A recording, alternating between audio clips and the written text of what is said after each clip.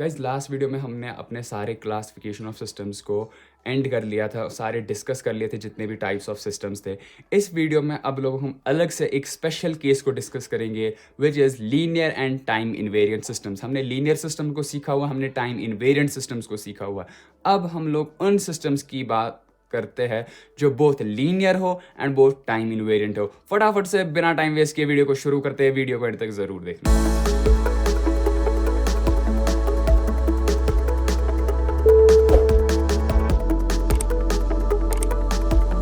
तो guys linear time invariant systems में हम लोग क्या बात करते हैं। सबसे पहली बात यहाँ पे सीखने के लिए कि पहले तो आपको लीनियर सिस्टम होना चाहिए। लीनियर के क्या कंडीशंस है, क्या शॉर्टकट्स हैं, मैंने बताए हुए लास्ट वीडियोस में।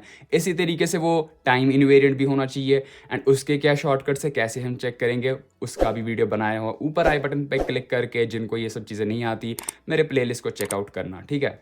यहाँ पे अब मैं फटाफट बोलता हूँ। एक बार जब आपको पता चल गया कि एक LTA सिस्टम जो है, given system is an LTI system, तो हम लोग उसमें क्या एडिशनली चीज़ें कर सकते हैं।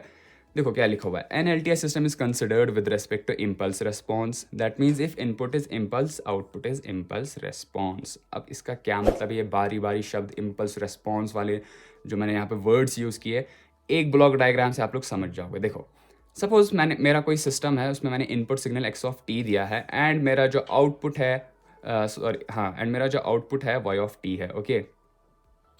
बीच में एक सिस्टम है जिसका ट्रांसफर फंक्शन जो है h(t) है।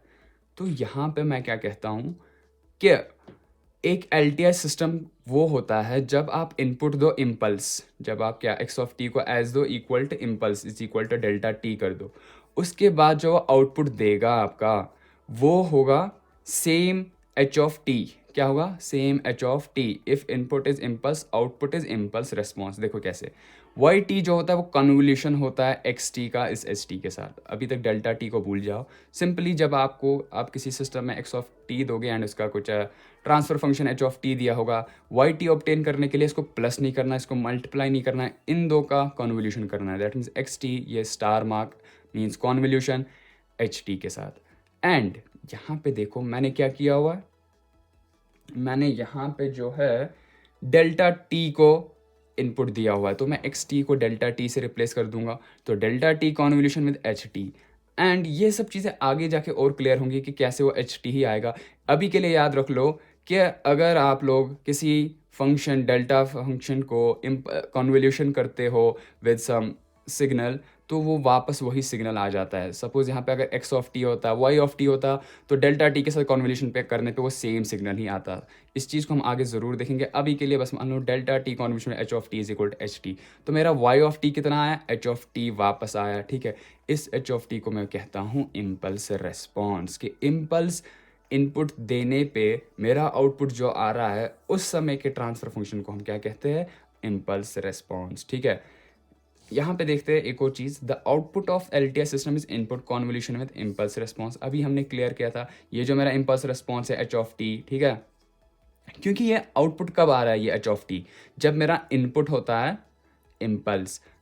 रिस्पॉन्स का मतलब क्या हुआ कि मैंने क्या यहाँ से इनपुट दिया एंड उसके रिस्पॉन्स में क्या आया। मैंने इनपुट दिया था डेल्टा t एंड y(t) किसके बराबर आया, h(t) के, ठीक है। तो मतलब इनपुट इज इम्पल्स, उसके रेस्पॉन्स में क्या आउटपुट आया उसे हम इम्पल्स रेस्पॉन्स कहेंगे, ठीक है।